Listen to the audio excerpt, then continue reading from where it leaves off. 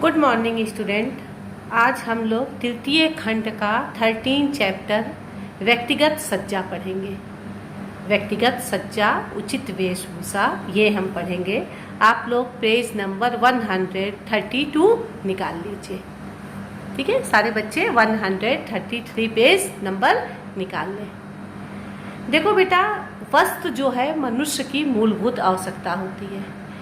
इसके बिना मनुष्य का काम नहीं चल सकता है। इसके बिना मनुष्य समाज में रहना मुश्किल है। वस्त्र आदमी क्यों पहनता है? देखो, वस्त्र आदमी शरीर को ढकने के लिए पहनता है, अपनी शारीरिक सुरक्षा के लिए पहनता है, शारीरिक सज्जा के लिए पहनता है, व्यक्तित्व के आकर्षण के लिए पहनता है, सामाजिक प्रतिष्ठा के लिए पहनता है, अपनी पहचान बनाने के लिए पहनता है। ठीक है, वस्त्र पहनने के अनेक उद्देश्य हैं। देखो, हम अलग अलग ड्रेस में रहते हैं। पुलिस का ड्रेस अलग होता है, डॉक्टर का ड्रेस अलग होता है, टीचर्स का ड्रेस अलग होता है। तो वस्त्र जो है हमारी पहचान भी बनाते हैं और हमारे शरीर को ढकते हैं, हमारे शरीर की सुरक्षा करते हैं, हमारे सौंदर्य को बढ़ाते हैं। अब देखो, अब तुम्हारे लेसन में है व्यक्तिगत सज्जा किसे कहते हैं। व्यक्तिगत सज्जा का मतलब होता है स्वयं की सज्जा से। हर व्यक्ति चाहता है कि हम देखने में सुंदर दिखें, लोग हमारे ओर आकर्षित हो, हम ऐसे कपड़े पहने कि सब मतलब लोग देखें। तो व्यक्तिगत सज्जा का मतलब होता है स्वयं अपने को सजना संवरना। ठीक है, समझ में आया? तो इसमें अब पहले हम पढ़ेंगे कि कपड़ों का, वस्त्रों का, वस्त्र हमें कैसे पहनने चाहिए जिससे हमारी सुंदरता। वस्त्र तो सब पहनते हैं बेटा, लेकिन उसके लिए भी कुछ नियम होते हैं, कैसे वस्त्र हमको पहनने चाहिए, कैसे वस्त्र हमें खरीदने चाहिए। तो इस चैप्टर में हम यही पढ़ेंगे। तो देखो, वस्त्रों के लिए कपड़ों का चुनाव करते समय हमें क्या क्या बातों को ध्यान में रखना चाहिए। सबसे पहले हम पढ़ेंगे, अभी हमने पढ़ा वस्त्र पहनने के क्या उद्देश्य है। तो हमारे शरीर को ढकने के लिए, शारीरिक सुरक्षा के लिए, शारीरिक सज्जा के लिए, व्यक्तित्व आकर्षण बनाने के लिए, हमारी पहचान बनाने के लिए, सामाजिक प्रतिष्ठा के लिए। अब दूसरा पॉइंट है कि वस्त्रों के लिए कपड़ों का चुनाव करते समय हमें किन किन बातों को ध्यान रखना चाहिए। देखो, हम पहले वस्त्र खरीदने जाएंगे तो सबसे पहले हमें क्या देखना चाहिए कि कपड़ा मजबूत है या नहीं। सबसे पहले हमें देखना चाहिए कि कपड़ा मजबूत है कि नहीं।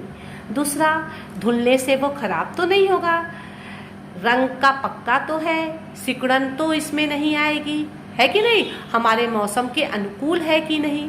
ये सब कुछ बातों का सबसे पहले हम ध्यान देंगे कि सबसे पहले हम ध्यान देंगे कपड़ों की मजबूती का, कि ऐसा तो ना घर लाए, एक धुलाई में कपड़ा सिकुड़ जाए, धुले कपड़े का रंग खराब हो जाए। तो पहले तो हम उसकी मजबूती देख लेंगे। दूसरी फिर पॉइंट आता है कपड़ों की सुंदरता। फिर हम देखेंगे कि कपड़ों की सुंदरता क्या है, कपड़ों का रंग क्या है, रंग में मतलब है कि नहीं, डिजाइन अच्छा है कि नहीं, छोटा फूल है, बड़ा फूल है, हमारे ऊपर कौन सी डिजाइन अच्छा लगेगा। जैसे मोटे लोग पे लोग कहते हैं लाइनिंग, हाइट जिसकी कम है उसको लाइनिंग वाले कपड़े पहनने चाहिए, है कि नहीं। आदमी मोटा है तो उसे कम छोटे छोटे फूल वाले कपड़े पहनने चाहिए। रंगों का तालमेल है कि नहीं। तो अब उसके बाद से हम कपड़ों की सुंदरता देखेंगे। तीसरा पॉइंट आता है कपड़ों का मूल्य। फिर हम देखेंगे भाई हमारे औकात के अंदर, हमारे बजट के अंदर वो मूल्य है कि नहीं। ऐसा तो नहीं कि भाई अच्छा है तो मेरे बजट के अनुकूल ना हो, महंगा हम कपड़ा खरीद ले, है कि नहीं। तो हम देखेंगे मेरा बजट क्या है। कम से कम पैसे में भी अच्छे कपड़े मिल जाते हैं, कोई ज़रूरी नहीं है महंगे कपड़े लेना। तो उसके बाद हम अपना बजट देखेंगे कि हमारा बजट क्या है। ठीक है, फिर देखेंगे व्यक्तित्व और शरीर सुख। फिर देखना चाहिए कि हमें ऐसा कपड़ा लेना चाहिए जो शरीर के लिए आरामदायक हो, है। फिर हमारे व्यक्तित्व को निखारे, है कि नहीं। हर जगह पहनने के अलग अलग कपड़े होते हैं, पार्टी में पहनने के अलग कपड़े होते हैं, स्कूल में पहनने के अलग कपड़े होते हैं, शादी ब्याह में पहनने के लिए अलग कपड़े होते हैं, किसी के दुख सुख जाम में जाने के लिए अलग कपड़े होते हैं। तो हमें किस तरह के उससे कपड़े लेने हैं इसके बारे में सोचना चाहिए। अब देखो, अब उसके बाद से हमको इसमें पढ़ना है, इसमें दिया हुआ है कि मतलब कि बच्चों के लिए कैसे वस्त्र होने चाहिए, युवा वर्ग के लिए कपड़े कैसे वस्त्र होने चाहिए, स्त्रियों के लिए कैसे वस्त्र होने चाहिए, बालक बालिकाओं के लिए कैसे वस्त्र होने चाहिए, बच्चों के लिए कैसे वस्त्र होने चाहिए।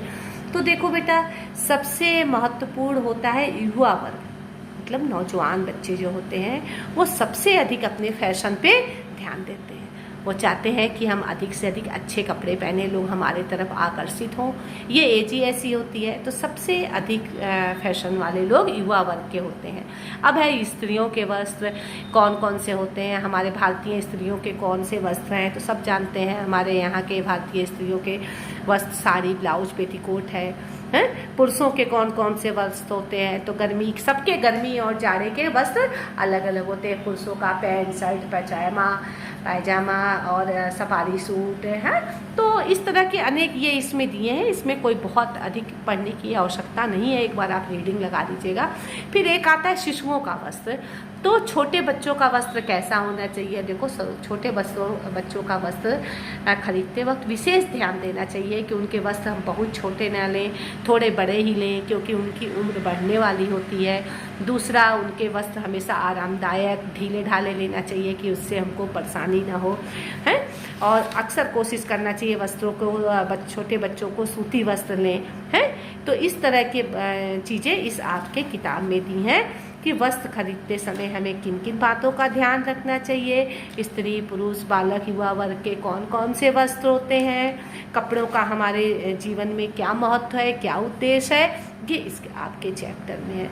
इसको आप अपने से एक बार रीडिंग लगा लीजिएगा। बहुत समझाने वाली चीज़ ये नहीं है कि आपको बहुत डिटेल में ये बताया जाए। अब देखिए, इसका हमने अति लघु क्वेश्चन आपको ये कर दिया है, इसको आप जो है वो कर लीजिएगा। अब इसमें है एक दीर्घ क्वेश्चन हमने दिया है, वस्त्र हमारे शरीर के लिए क्यों उपयोगी हैं। तो देखो बेटा, सबसे पहले दिया है ये पॉइंट कि वस्त्रों पहनने का उद्देश्य, इसी में आपको आ जाएगा कि वस्त्र हमारे लिए क्यों उपयोगी है। समझ में आ रहा है ना? इसी को शारीरिक सुरक्षा के लिए हमारे शरीर को ढकते हैं, हमारे शरीर की सज्जा को बढ़ाते हैं, व्यक्तित्व एवं आकर्षण को बढ़ाते हैं, सामाजिक प्रतिष्ठा को बढ़ाते हैं। तो यही सी पॉइंट को आप ऐसे करके लिख लेंगे। अब दूसरा है, व्यक्तिगत सज्जा से आप क्या समझती हैं, व्यक्तिगत सज्जा क्यों आवश्यक है। तो व्यक्तिगत सज्जा से आप क्या समझती हैं? व्यक्तिगत सज्जा का मतलब होता है स्वयं की सज्जा से हम स्वयं को, अपने व्यक्तित्व को कैसे निखारें, स्वयं हम अपने को कैसे अच्छे दिखें, उस सज्जा से मतलब होता है व्यक्तिगत सज्जा से। व्यक्तिगत सज्जा क्यों आवश्यक है? व्यक्तिगत सज्जे से हमारी मतलब प्रतिष्ठा बढ़ती है, हमारी पहचान बनती है, ठीक है। लोग हम आकर्षक का केंद्र बनते हैं, हमारी मतलब कि इस तरह से ये आपको लिखना पड़ेगा। आपकी ये बुक में नहीं है, तो इसको आपको जो है अपने मन से जैसे हम बता रहे हैं वैसे लिखना पड़ेगा। और नहीं तो नेक्स्ट वीडियो में इसके पॉइंट सब दे देंगे, डिटेल आप अपने से कर लेना, ठीक है बेटा, ठीक है। और सारे अति लघु लिख लेना। ये पहले वाले क्वेश्चन में कोई दिक्कत नहीं है। व्यक्तिगत सज्जा वाला आपको नहीं समझ में आएगा कि क्यों आवश्यक है, ऐसे ये अपने मन से आप लिख लेंगी भाई, व्यक्तिगत सज्जा क्यों आवश्यक है। हमारी कहता है हमें सुंदर दिखने के लिए, हमारे व्यक्तित्व को निखारने के लिए। इस तरह से आप अपने मन से बना के इसको टिप्पणी की मतलब थोड़ा शॉर्ट में इसको लिख सकती हैं, ठीक है। और नहीं आएगा तो हम इसको अगले क्या कहता है, जब मेरा टाइम रहेगा लेक्चर का, तो हम इसको आपको लिखवा देंगे, इसके पॉइंट्स दे देंगे। थैंक यू बेटा।